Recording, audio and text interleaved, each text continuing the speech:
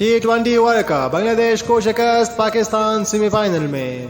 ICC T20 world cup में group 2 के match में पाकिस्तान ने बांग्लादेश को 5 विकेटों से शिकस्त देकर सेमीफाइनल के लिए क्वालिफाई कर लिया है। सेमीफाइनल में पाकिस्तान का मुकाबला न्यूजीलैंड से मुतवक्को है। ग्रीन शर्ट्स ने 128 रन का हदफ 19वें ओवर में 5 विकेटों के नुकसान पर हासिल की। शान मसूद 24 रन के साथ नॉट आउट रहे। बांग्लादेश की जानिब से नासिम अहमद ने 4 ओवर्स में 14 रन देकर 1 विकेट हासिल की। शाहीन शाह अफरीदी को उनकी उम्दा बॉलिंग पर मैन ऑफ द मैच का अवार्ड मिला।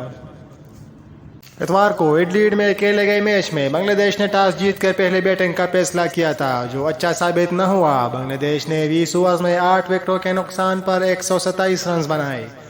बांग्लादेश की जानिब से नजमुल हुसैन शांतु 54 और अफीफ हुसैन 24 रन के साथ नुमाया रहे। पाकिस्तान की जानिब से शाहीन शाह अफरीदी ने 4 और शादाब खान ने 2-2 विकेटें हासिल की। ग्रीन शर्ट्स की सेमीफाइनल तक रसाई में नीदरलैंड्स की जनूबी अफ्रीका के खिलाफ जीत ने भी अहम किरदार अदा किया है।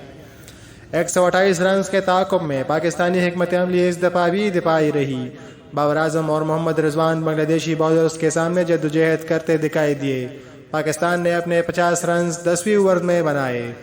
बाबर आजम, जो वर्ल्ड कप में अभी तक कोई भी काबिल ज़िक्र इनिंग्स खेलने में नाकाम रहे, इस मैच में भी 33 गेंदों पर 25 रन बनाकर नासिम अहमद की गेंद पर हिट लगाने की कोशिश में शॉर्ट थर्ड मैन पर कैच पकड़ा बैठे।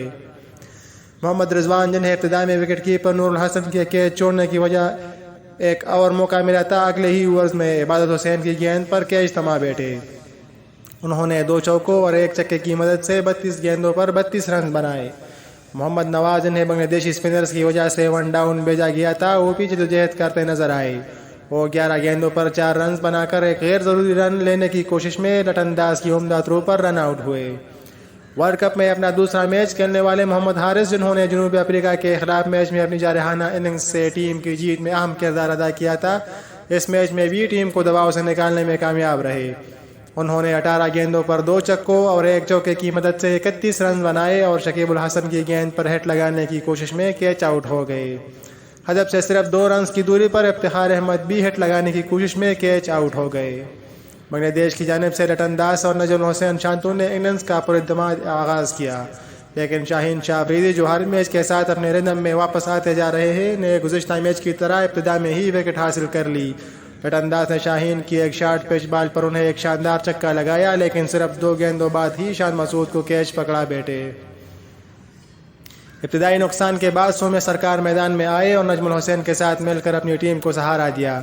दोनों के दरमियान 52 रन की शराकतदारी बनी, जिसके बाद सौम्य शादाब खान की गेंद पर कैच पकड़ा बैठे।